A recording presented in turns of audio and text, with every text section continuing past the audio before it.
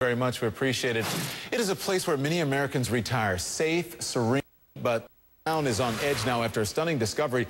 18 mutilated bodies found, most beyond recognition. But I'm about to speak live with someone who knew some of these victims.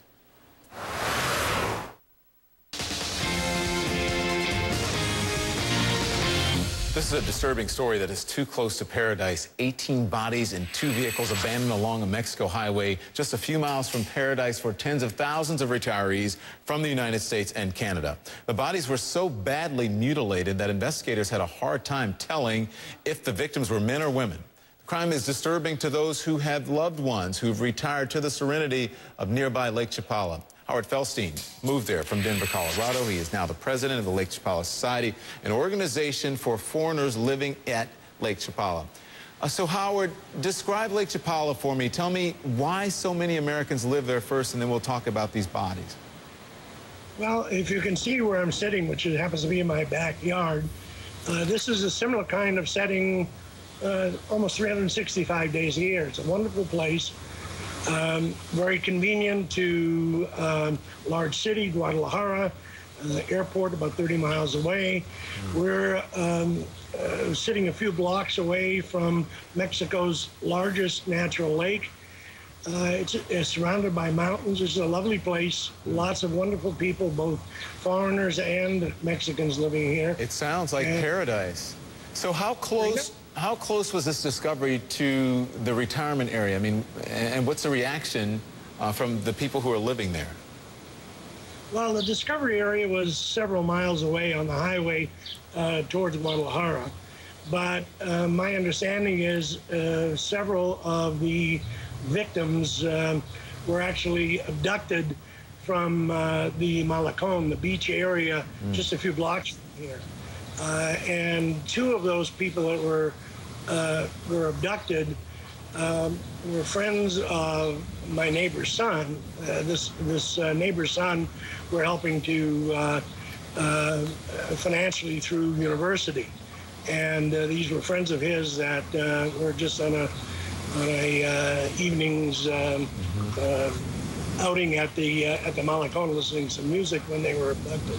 Can you tell me more about, you knew the families of some of the victims. Tell me more about them. You said it was some of their sons, or do you know more victims? Well, I know one of the young men is a son of a restaurant nearby in a nearby town that my friends and I have frequent for lunch. It's a lovely little Mexican restaurant. I didn't know this young man directly, but actually his cousin, I've known his cousin's a chef at another restaurant here. The other friend of my neighbor lives nearby, a block away. In fact, just went by that neighborhood, that block today, and they're setting up a memorial Mr. Feldstein, I've got 10 seconds literally here. Do you feel safe? Are you going to stay? Absolutely feel safe.